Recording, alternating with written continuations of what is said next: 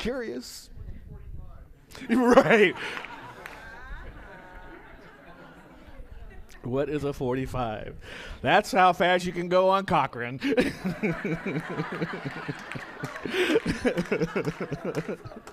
Yeah, right.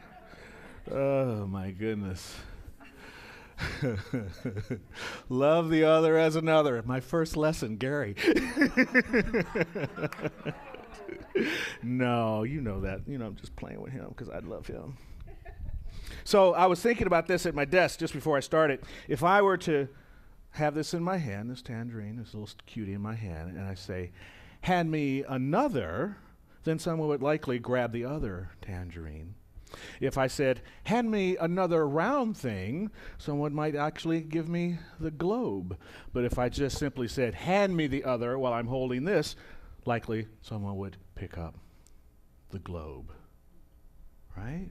So the other is something that's different and distinct. The another is something that is similar. And so when we can love the other as another, we've already brought them in to that experience of knowing how to treat them, the way a gentleman treats another person, to treat them as the same as we are, although they might be somewhat different, right? That's what we're talking about today. I'm looking at this and I'm thinking of something Johanna shared with me, which is something that she got from Marion Williamson shared with her. That in this time in the world, it might be nice for all of us to, this came off my altar in my office, it might be nice for all of us to have a world map and to wake up every day and look at it and stop somewhere and then look at that spot. I'm looking at the Middle East right now. And then you bless that part of the world and you send them love and you say, you're just another part of me. Isn't that a great idea? It's about time we start doing stuff like that. I recommend that for everyone. Grab that map and do it.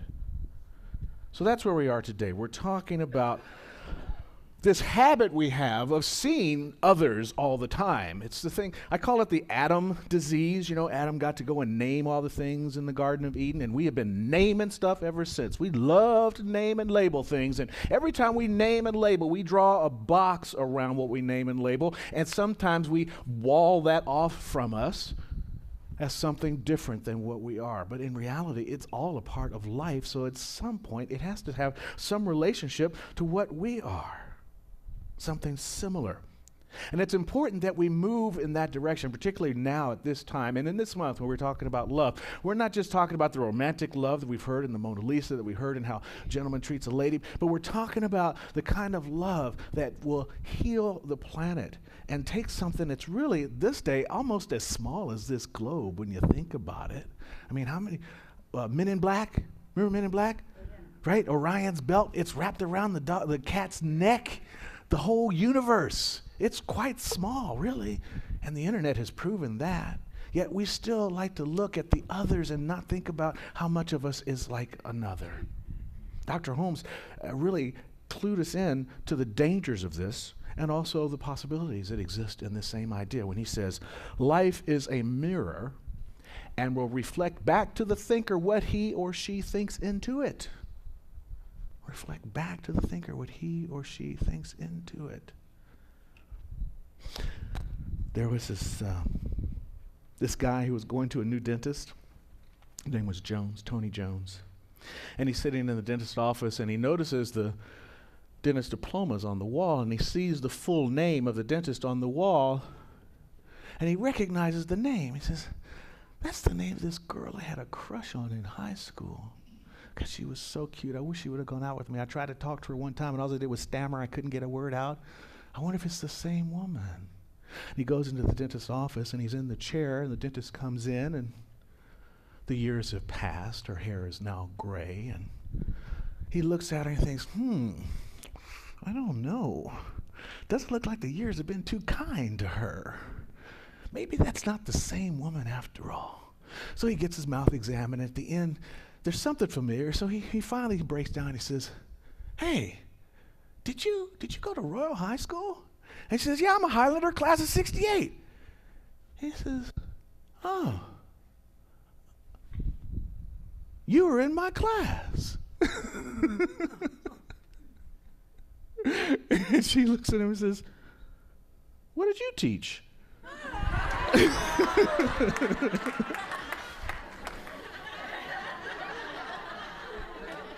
Right?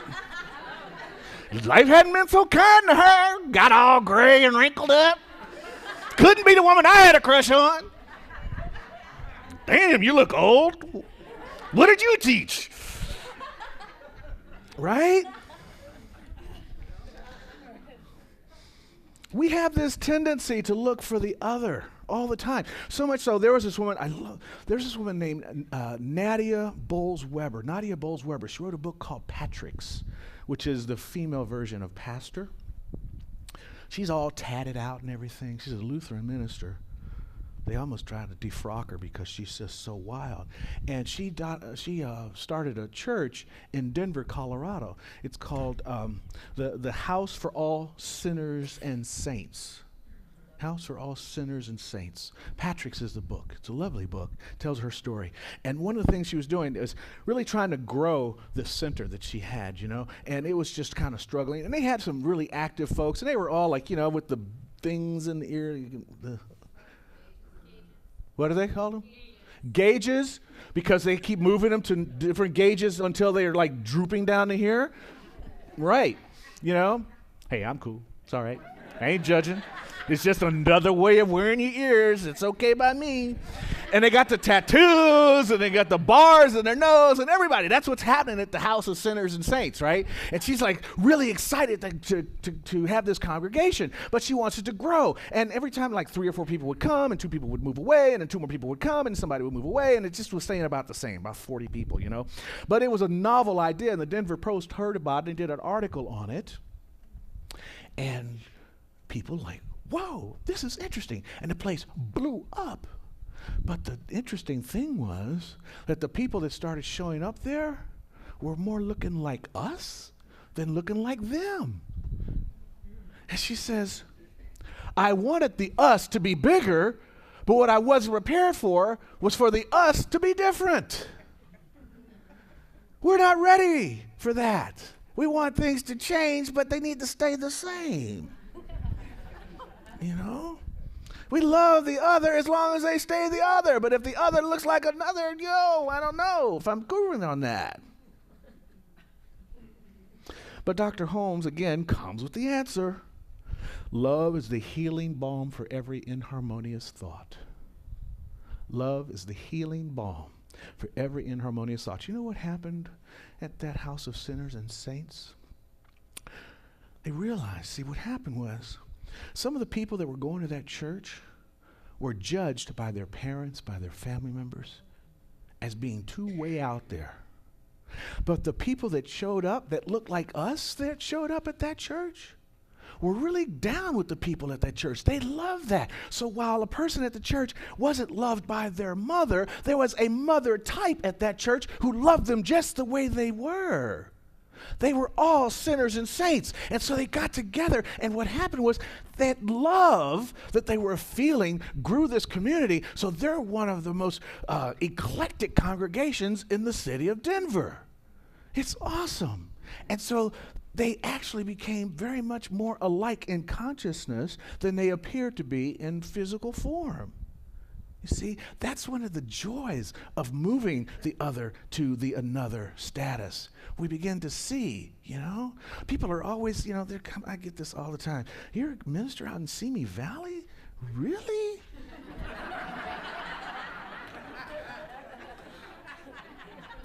Okay, what you trying to say?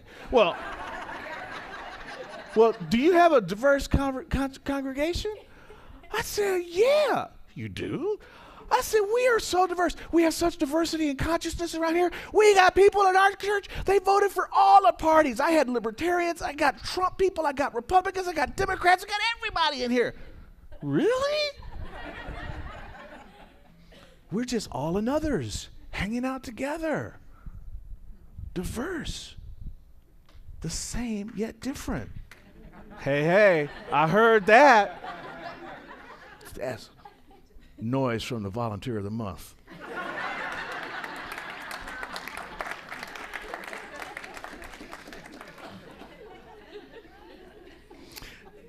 So I'm Googling my James Baldwin stuff last night, and I don't know, you heard internet creep? You know what that is? That's not a weird person.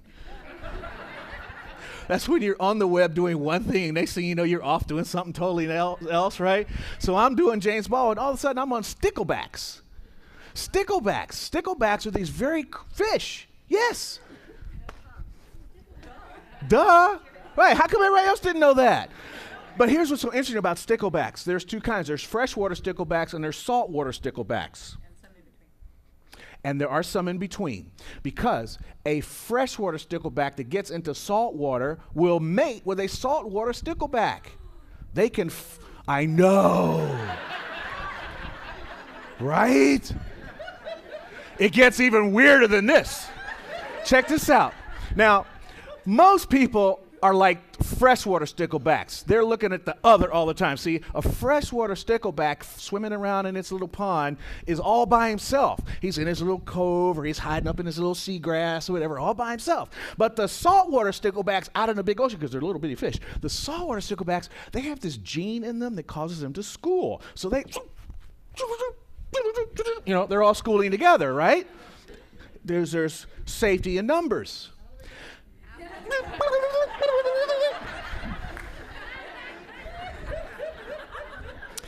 The freshwater stickleback that mates with the saltwater stickleback, or the freshwater stickleback that gets dropped into the salt water and then adapts to it, begins to school. It joins up with the other. The other becomes another. It starts to school naturally. It has to be taught. It doesn't have to be taught.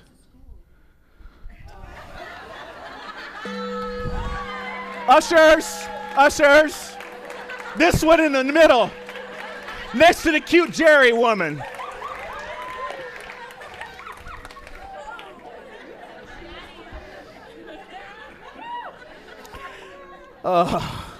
You are not going to be volunteer of the month. I love you, Jerry. She does volunteer a lot.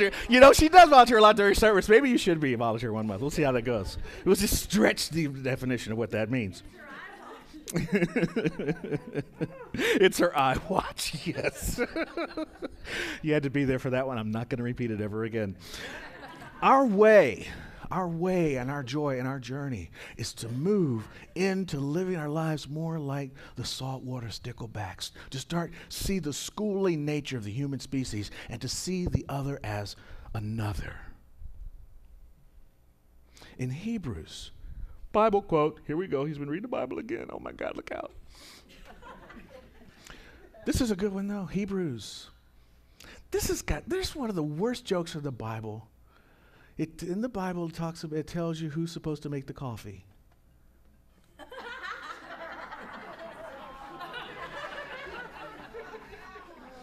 Do not neglect. Shh. That's my. Come on now. Breathe. All right. Take a breath.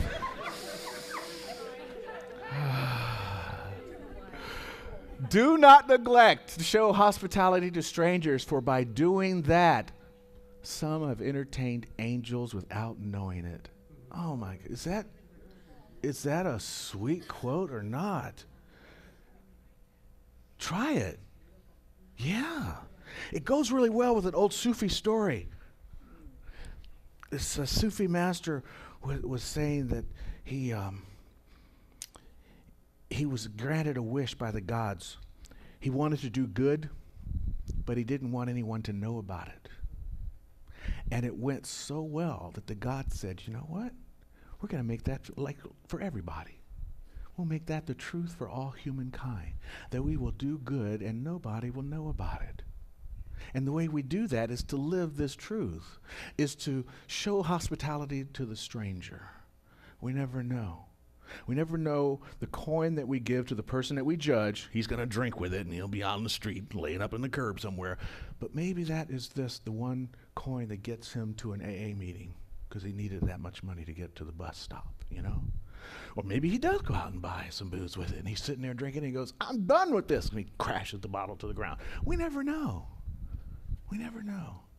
But when we see ourselves judging another as the other, that should be the cue that we're missing an opportunity to perhaps entertain an angel, that we're missing the opportunity to do good without knowing about it, to live that Sufi truth. It takes a while, though, to evolve the another consciousness, especially today.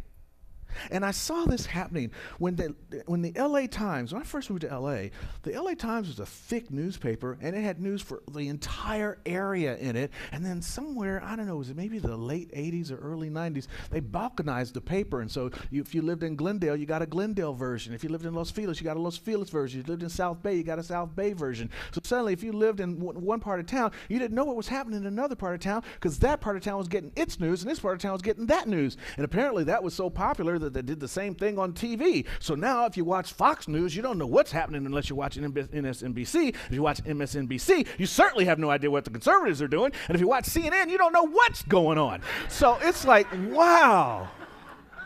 You know, the world is so incredibly separated into the other here, the other here, and the other here, that it's up to us to try to realize it's a small place. You know, that joke that I just told is now on Facebook, and somebody in Peru is telling that joke.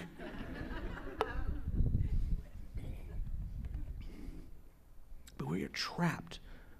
We're trapped by the separate channels, by alternative facts, by red and blue states, into seeing the other everywhere we turn.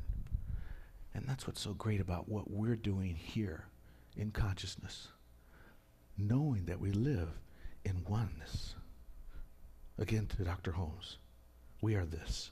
An evolved soul judges no one, condemns no one, but realizes that all are on the road of experience, seeking the same goal, and must ultimately find their home in heaven. And this is, heaven is not, and you go someplace up there. That's not heaven.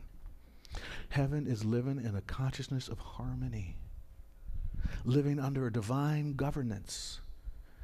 And that divine governance is one of love. Love is the governing agent in the universe. And if we're living from that space of love, we are living a divinely ordained life, and then we're living in that harmony of consciousness, of harmony. And in so doing, we've evolved ourselves into seeing with the eyes of love. You see, love is this harmonious commingling of ideas. You know, when you're in love with something, you can't fear it. When you're in love with something, you don't have doubts about it. You have a strength and a conviction that lets you move forward with positivity and upliftment. It lifts the tide for everyone when you experience that. See, we're all part of this one body. I love the way they talk about that in 1 Corinthians 12:25 through 26. And we do that here very, very well at CSL Simi Valley with our service teams and our leadership and our shared leadership and our adjuncts and the practitioners and each and every one of you. So we understand that, as they say in 1 Corinthians, there should be no division in the body, but that its parts should have equal concern for each other. If one part suffers, every other part suffers with it. If one part is honored, every other part rejoices with it. That's how we get to live. Give me that again. There should be no division in the body. We are a body. The human species is a body. Life itself is one body. The planet is alive itself as a body. There's no division in that. But it does have parts. We're all a part of it, right? Each part should have equal concern for each other. And surely it is. I mean, the plants are giving us oxygen to breathe. We're giving them what they need to survive. There is this concern for each other. So let's not forget that we have this interconnected activity. If one part suffers, every other part suffers. Every other part. But if one part is honored, every part rejoices. Let's get about the business of rejoicing, living that part that rejoices. Dr. Holmes says, love is a complete unity with life. And we cannot enter this state unless we are in unity with all that lives. For all life is one life, one planet, one peoples, one life, one love. Evolve. Allow yourself to move. See that opportunity for your experience to evolve into another consciousness. And you'll have it. I get it all the time. Last night, driving back home, guy was on the back of our car, driving like right up on the tailgate. He was definitely the other at that moment. Sorry. Right? I know. That's why I put on my brakes so you could go around me. But you get where I'm going, right? We're going to get reminders. This is a process. Allow yourselves the grace to go, I missed a chance to entertain an angel. Oh, well, I'll do better next time. Next time. Until you get to a point where you're living, where you're always seeing the other as another. And so it is.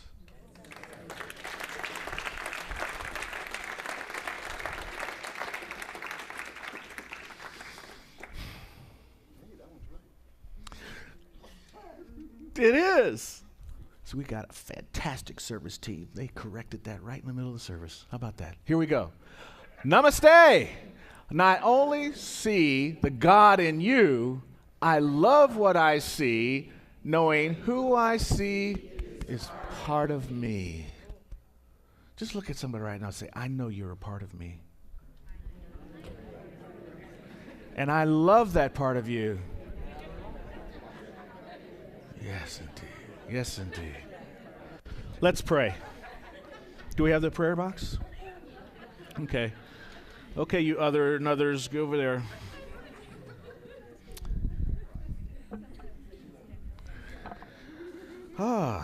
Wow. This is great. Today's prayer is going to be all about gratitude and this one person's issue, which is gratitude. Nice. Let's do a prayer of gratitude because we have so much to be grateful for. We're here together. We're feeling love. We're feeling peace. We're feeling a sense of belonging. So as I turn within right now and recognize that this one life that is God, this one life that expresses as each and every one of us, that is motivated by love and is outpictured through law, follows in a harmonious procession of good unfolding for each and every person here. We are so blessed. We are blessed to be together. We are blessed to live in this beautiful nation, to be on this planet, to be sharing this time together, and to move forward for the upliftment of all humankind through the acts of our entertainment and hospitality that we give to that angel that's awaiting our gift. I know that we have all that is necessary to move the planet forward. I know we have the skills and the talents and the abilities. We have the desire. We have the time. We have the resources, the wherewithal, and the urge and the inclination, and we follow it. I'm so grateful to be a part of a community of spiritual change agents, activists for the love and the good that unfolds everywhere through the experience of us living our fullness. So as we listen within to the deep urges of our heart, as we act on those urges and make them made manifest in our actions in the world, we know that we have done good. And so for that, I'm so grateful. And I release this prayer of active, motivational, inspirational beings in experience into a perfect law that says, yes, my beloved, it is my dear pleasure to give you the gift. And so it is.